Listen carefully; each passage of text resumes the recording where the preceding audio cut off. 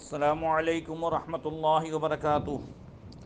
نحمدہ ونصلی ونسلم علی رسولہ الکریم وعلی آلہ واصحابہ اجمعین، اما بعد فاعوذ باللہ من الشیطان الرجیم، بسم اللہ الرحمن الرحیم۔ لقد کان لکم فی رسول اللہ اسوۃ حسنہ، صدق اللہ مولانا العظیم۔ درود شریف پڑھیں، اللہم صلی علی سیدنا مولانا محمد معدن الجود والکرم وآلہ وصحبہ وبارک وسلم۔ محترم سامعین، گزشتہ کل نبی کریم صلی اللہ تعالیٰ علیہ وسلم کا مدینہ شریف پہنچنا، قباء کی بستی میں تشریف لے جانے کا بیان ہوا۔ حضرت سیدنا انس بن مالک رضی اللہ تعالیٰ عنہ فرماتے ہیں کہ میری عمر اس وقت 8-9 سال کی تھی۔ یوں معلوم ہوتا تھا کہ ہمارے در و دیوار حضور کی طلعت زیبا کے انور سے چمک رہے ہیں۔ حضور قباء میں کیا تشریف لائے، ایسا محسوس ہو رہا تھا کہ سورج طلوع ہو گیا ہے۔ حضرت ابو بکر نبی کریم صلی اللہ تعالی علیہ وسلم کے ہم عمر تھے، بہت کم فرق تھا۔ مدینہ والے کہتے ہیں ہم میں سے اکثر نے حضور کو پہلے دیکھا نہ تھا، اس لیے پہچاننے میں دقت ہو رہی تھی۔ چند لمحوں میں قباء کی بستی میں زائرین کی بھیڑ لگ گئی۔ سیدنا ابو بکر صدیق رضی اللہ تعالیٰ عنہ نے لوگوں کی اس پریشانی کو بھانپ لیا۔ انہوں نے اٹھ کر حضور سرور کونین صلی اللہ علیہ وسلم پر اپنی چادر تان کر سایہ کر دیا۔ اس سے سب کو معلوم ہو گیا کہ مخدوم کون ہے اور خادم کون، آقا کون ہے اور غلام کون۔ جس بستی میں نبی کریم صلی اللہ علیہ وسلم تشریف لے گئے اس کا نام قباء تھا۔ مدینہ طیبہ کے قریب ایک یہ چھوٹی سی آبادی تھی جہاں پر عمرو بن عوف کا قبیلہ آباد تھا۔ یہی وہ خوش بخت اور خوش نصیب لوگ تھے جن کو اللہ کی راہ میں ہجرت کر کے آنے والے مسلمانوں کی میزبانی کا شرف نصیب ہوا تھا۔ جتنے لوگ مکہ شریف سے ہجرت کر کے آئے صحابہ، وہ سب یہیں آباد تھے۔ یہی وہ خوش نصیب قبیلہ تھا جسے رحمت للعالمین صلی اللہ تعالیٰ علیہ وسلم نے سفر ہجرت کی طویل اور پرخطر مسافت طے کرنے کے بعد آرام کرنے کے لیے منتخب فرمایا۔ پل بھر میں 500 کے قریب جانثار انصار صحابہ کا ہجوم اکٹھا ہو گیا۔ سب نے عرض کی، انطلقا آمینین مطاعین، اپنی اونٹنیوں پر سوار ہو جائیے، بڑے اطمینان سے ہمارے یہاں تشریف لے چلیے، آپ یہاں امن و امان میں ہوں گے، ہم سب غلام آپ کے ہر حکم کے سامنے سر تسلیم خم کرتے رہیں گے۔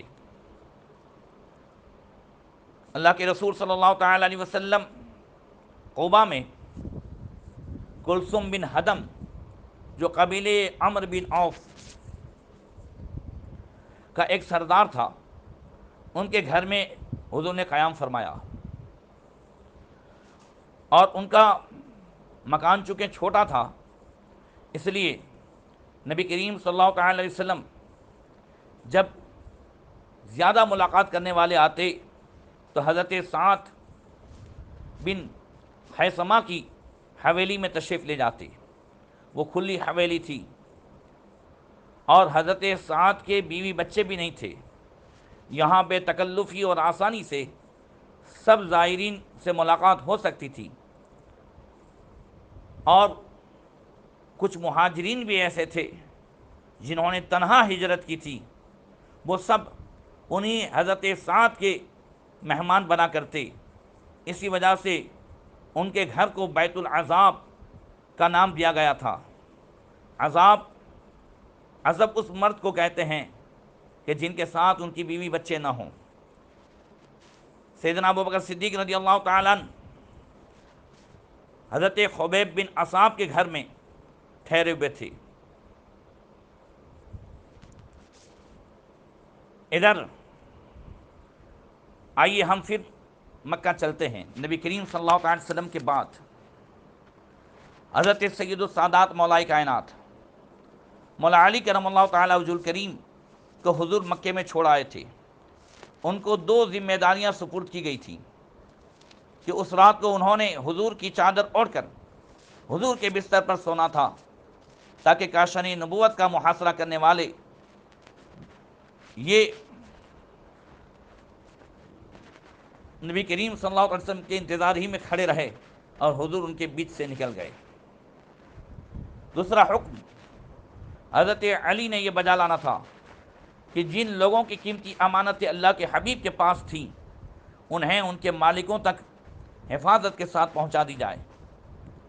اس حکم کو پورا کرنے کے لیے حضرت مولائے کائنات مولا علی کرم اللہ تعالیٰ وجہ الکریم مکہ شریف میں 3 دن تک رک گئے۔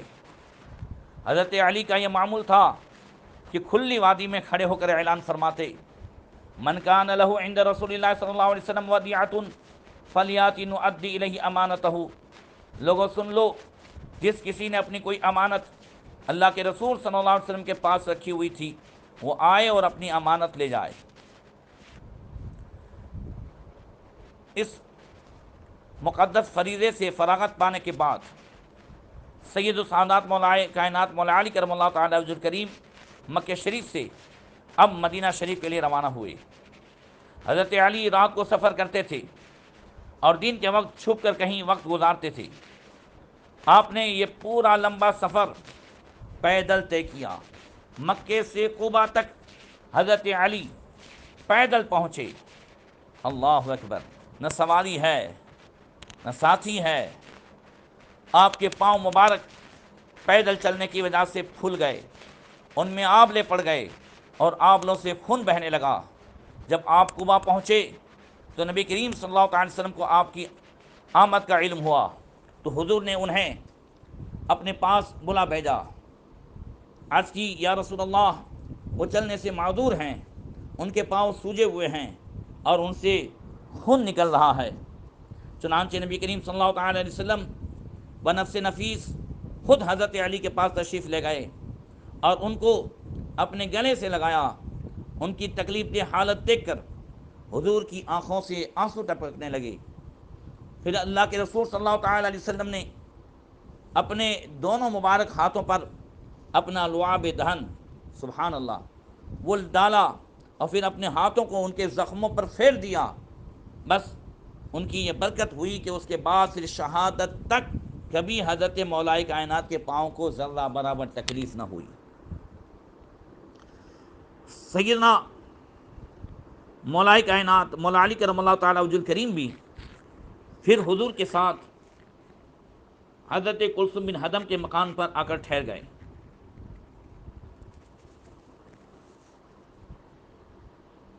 ادھر نبی کریم صلی اللہ علیہ وسلم جب تک قباء میں تشریف فرما رہے، ملاقات کرنے والوں، زیارت کرنے والوں اور دعوت حق سننے والوں کا تانتا بندھا رہا۔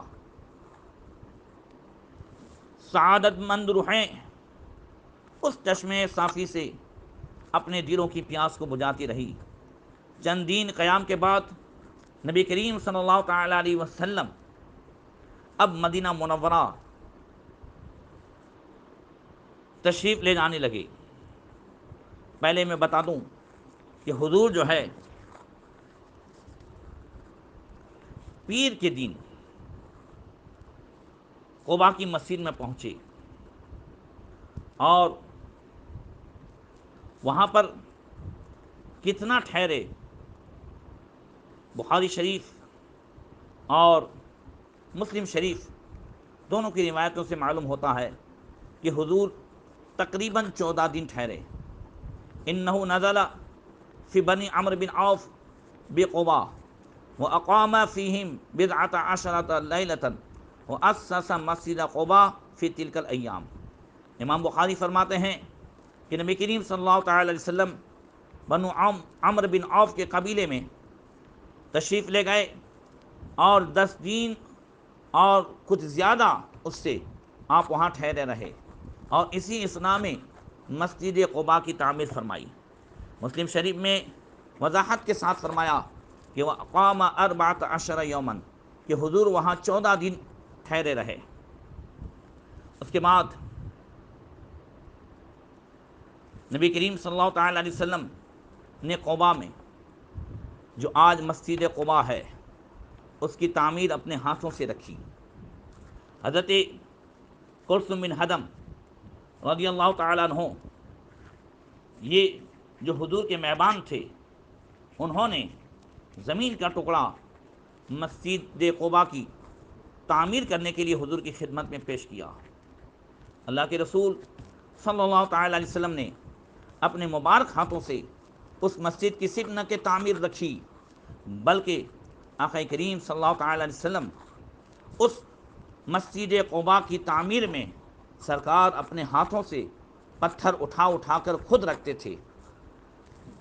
چنانچہ حضرت شمس بنت نعمان رضی اللہ تعالیٰ عنہ اپنے آنکھوں دیکھا یہ منظر بیان کرتے ہیں، فرماتے ہیں فَرَأَيْتُهُ يَأْخُذُ الْحَجَرَ أَوِ الصَّخْرَةَ حَتَّى يَحْصُرَهُ الْحَجَرَ وَانظُرْ إِلَى بَيَاضِ التُّرَابِ عَلَى بَطْنِهِ فَيَأْتِي الرَّجُلُ مِنْ أَصْحَابِهِ وَيَقُولُ يَا رَسُولَ اللَّهِ بِأَبِي أَنْتَ وَأُمِّي اعطني أكفِكَ فيقول لا خذ مثله حتى أسسه۔ تو میں نے حضور کو دیکھا کہ حضور پتھر خود اٹھاتے تھے، اور اس پتھر سے گرنے والی مٹی حضور کے چمکتے ہوئے شکم مبارک پر پڑتی تھی۔ حضور کی خدمت میں کوئی صحابی حاضر ہوتا اور عرض کرتے یا رسول اللہ، میرے ماں باپ حضور پر قربان ہو، یہ پتھر مجھے عطا فرمائیں، میں آپ کی طرف سے اٹھا کر لے جاؤں گا۔ تو حضور فرماتے لا خذ مثلہ، رہنے دو، تم اسی جیسا کوئی اور پتھر اٹھا کر لے آؤ، یہاں تک کہ وہ مسجد پائے تکمیل تک پہنچ گئی۔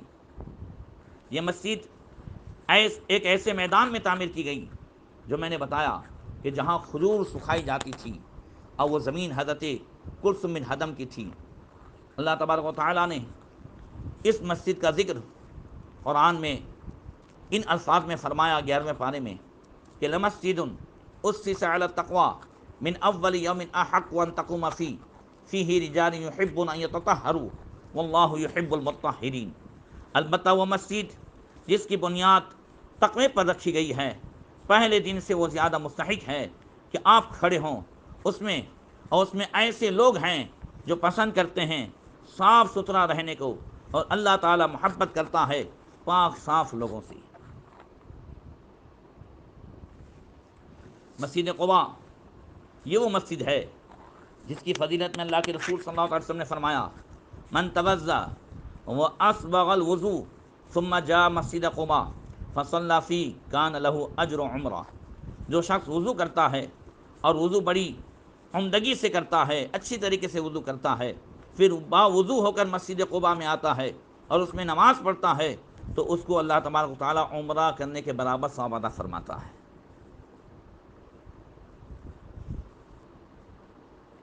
نبی کریم صلی اللہ تعالیٰ علیہ وسلم پیر کے روز پہنچے تھے قباء میں، اور پھر جمعہ، اور پھر اس کے بعد جو ہے دوسرے جمعہ کو مدینہ منورہ تشریف لے گئے۔ حضور مدینہ میں پہنچے اور حضور نے جمعہ ہی کے دن سب سے پہلا خطبہ دیا، ایک میدان میں جمعہ کی نماز پڑھائی گئی۔ انشاءاللہ تبارک و تعالیٰ اس تعلق سے آئندہ کل بیان ہوگا۔ السلام علیکم ورحمۃ اللہ وبرکاتہ۔